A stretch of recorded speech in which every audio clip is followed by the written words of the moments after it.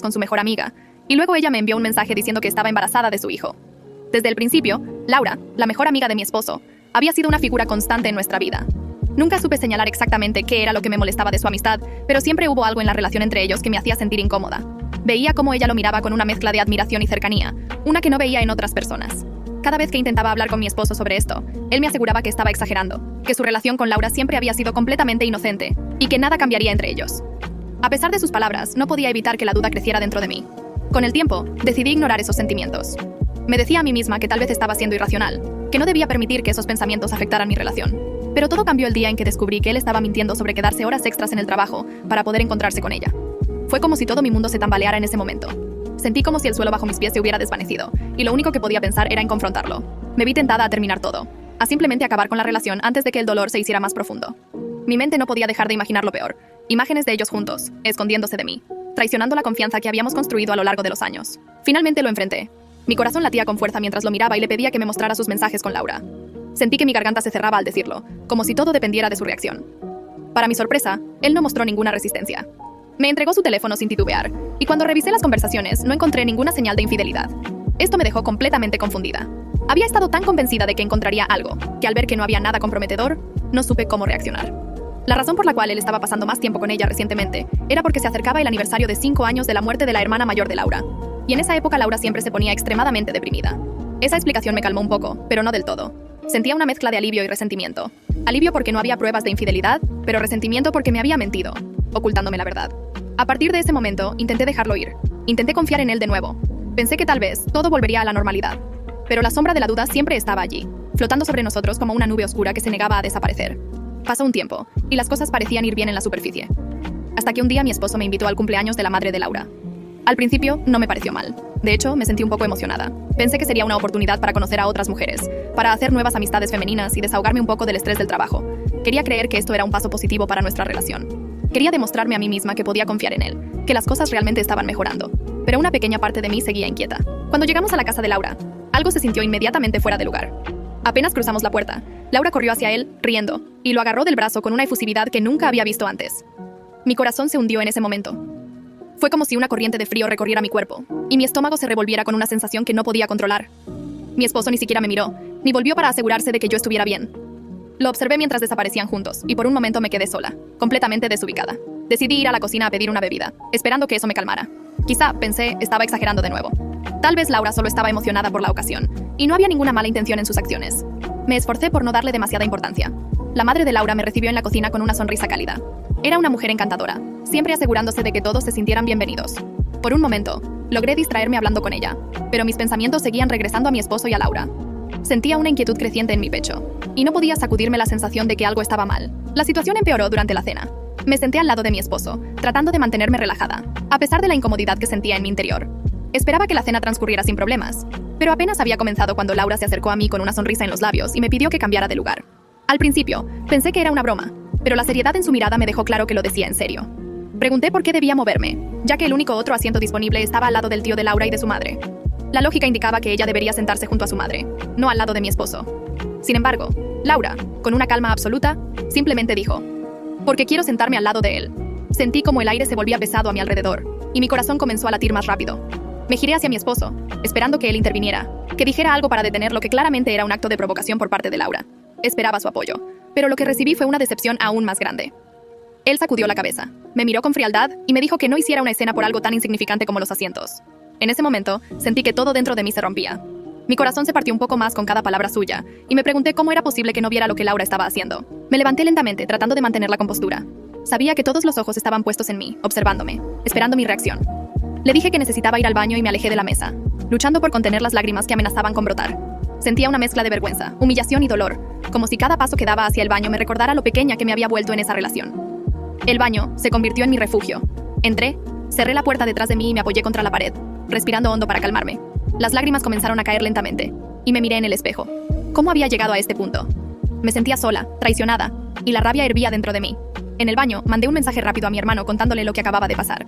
Esperaba algún tipo de apoyo, alguna palabra que me ayudara a aclarar mis pensamientos, pero su respuesta fue fría y directa. «Estás exagerando, estás siendo celosa». Ese mensaje fue como un balde de agua fría. ¿Acaso todos pensaban que estaba exagerando? ¿Por qué nadie podía ver lo que estaba pasando frente a mis ojos? Me sentía aún más sola. Después de respirar profundamente varias veces y secarme las lágrimas, volví a la mesa, tratando de sonreír y fingir que todo estaba bien. Me senté al lado de la madre de Laura, obligándome a seguir con la velada. Todo el tiempo, podía ver cómo mi esposo y Laura no dejaban de reír juntos, compartiendo miradas y gestos que me dejaban completamente al margen. Era como si yo no existiera.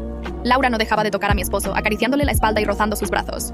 Cada vez que lo hacía, sentía una punzada de dolor en el pecho. Era imposible no notar la cercanía entre ellos. Y lo peor de todo era que mi esposo no hacía nada para detenerla. Me sentía completamente invisible.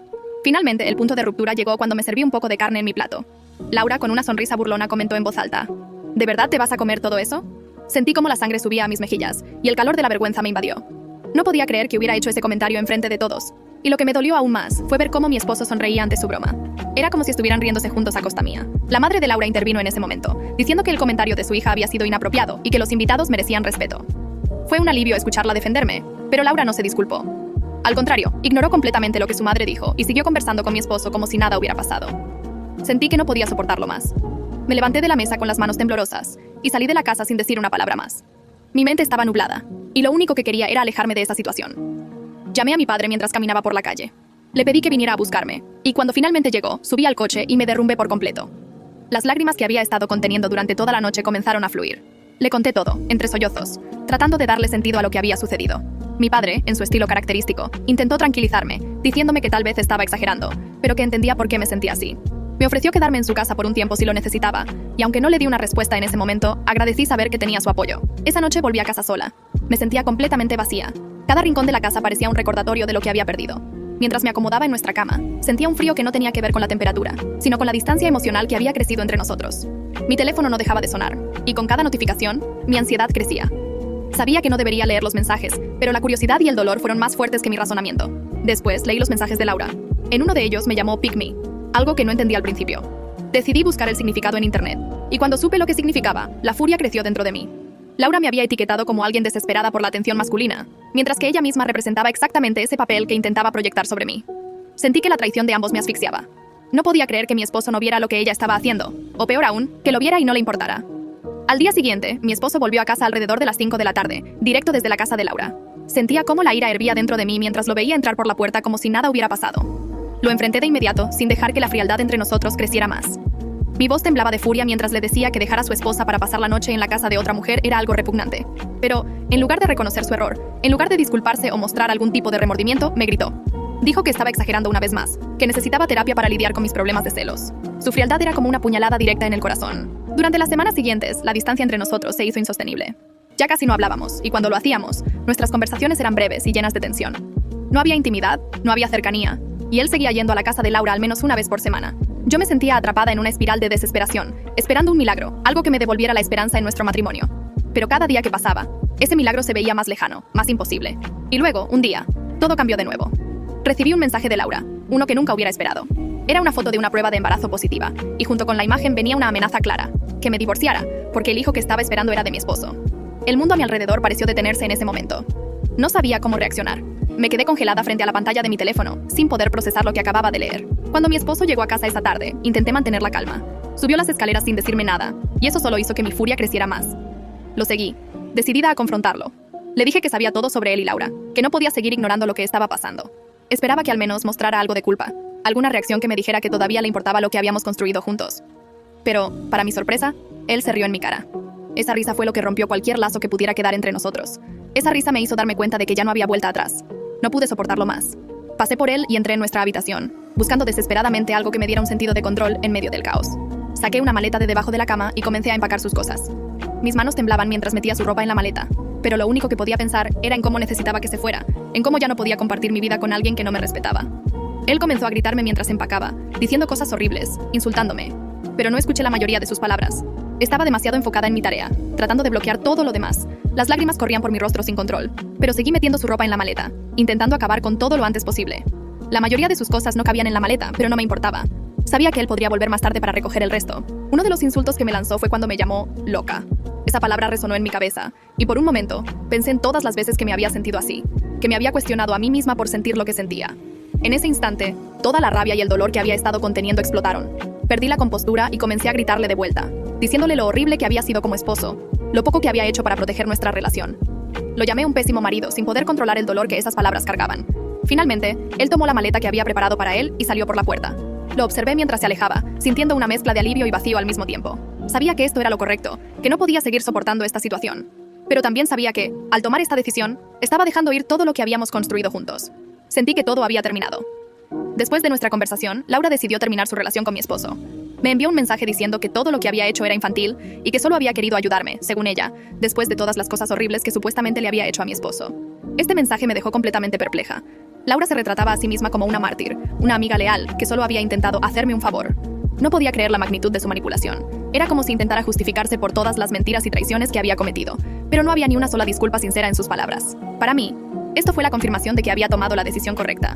Laura no era más que una persona manipuladora que había intentado destruir mi matrimonio desde el principio, y mi esposo había sido lo suficientemente débil como para caer en su trampa. En ese momento, todo lo que sentía por ambos se redujo a un profundo desprecio. Ya no me importaba lo que pasara con ellos, solo quería seguir adelante con mi vida. Unos días después, decidí enviarle un mensaje al padre de Laura. Había prometido que lo haría, y aunque no esperaba mucho de su respuesta, sentía que necesitaba cerrar ese capítulo de mi vida. Le conté todo lo que había pasado, desde las mentiras de su hija hasta cómo su manipulación había destrozado mi matrimonio. No esperaba que él tomara partido, pero al menos quería que supiera la verdad. Para mi sorpresa, su respuesta fue inmediata y llena de disculpas. Me dijo que lamentaba mucho todo lo que había pasado y que nunca habría imaginado que su hija pudiera llegar tan lejos.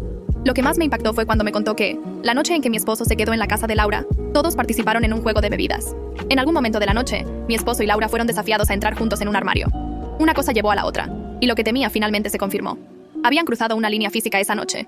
Sentí una oleada de rabia y tristeza al leer esas palabras, pero al mismo tiempo ya no me sorprendía. El saber la verdad, aunque dolorosa, me dio un extraño sentido de cierre. Ahora todo encajaba. La forma en que mi esposo había actuado, las mentiras de Laura, el distanciamiento entre nosotros, todo tenía sentido. Sentí como si, de alguna manera, hubiera recuperado algo de control sobre mi vida.